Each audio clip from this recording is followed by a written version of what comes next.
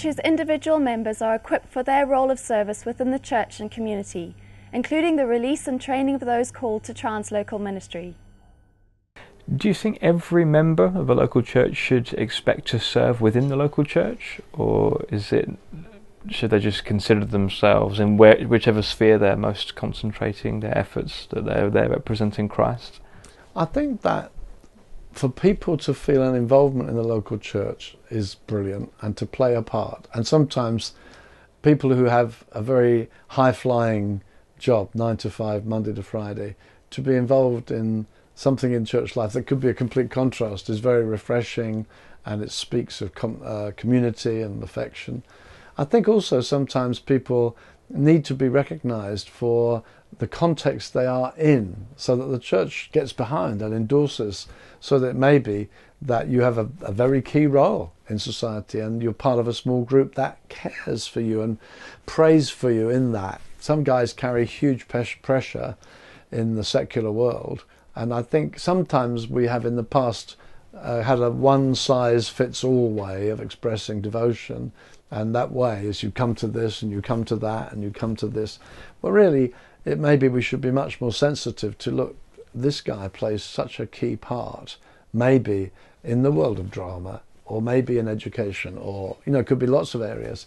And I think it's pretty important that we don't just add another duty, you must come to this as well, but because their devotion to Christ is being actually outworked in a particular way. And that doesn't mean you abandon church, it just means that perhaps the small group carries more responsibility for you, and you don't necessarily always get there, but we remember you in prayer.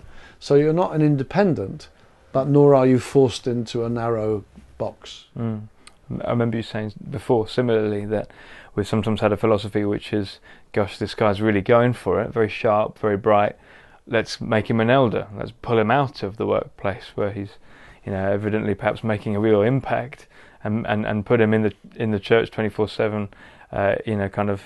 And I remember a few years ago people recognising, well, is that very helpful? Is it strategically a bit of are we shooting ourselves in the foot a little bit here?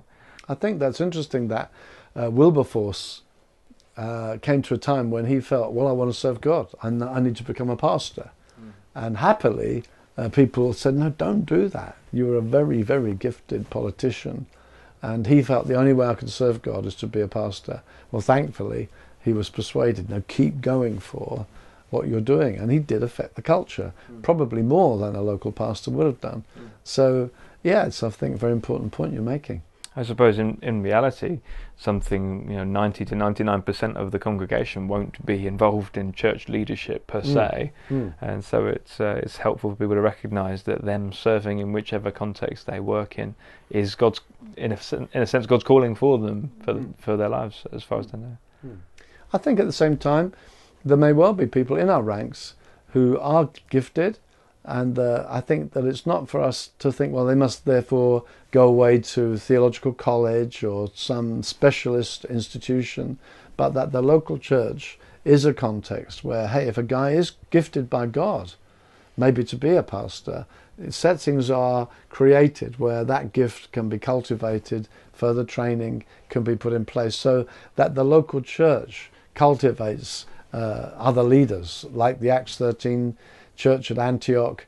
People were being called out from it to plant other churches, and I think to become a sending base of trained people who can plant other churches and so on is also a terrific goal to go for. So I guess that's one of the ways that we'd want to equip people, is to identify leadership giftings and help release them and cultivate that. How important do you think it is that leaders are identified and cultivated and released into a broader setting? I think that you will sometimes see someone, you just feel God's hand is on them, and I think one needs to sometimes bypass the system, put them on a fast track. We mustn't be so locked in to systems. Some people, I wonder how much Paul fast-tracked Timothy. He seems to have been a young guy maybe when Paul first spotted him, and he talked about the presbytery having laid hands on him, almost as though maybe he wasn't part of that leadership, but Paul asked permission, as it were, could he pull out that young guy and take him with him. And I think for young men to be spotted, who show zeal, who show giftedness, we need to just make space for such.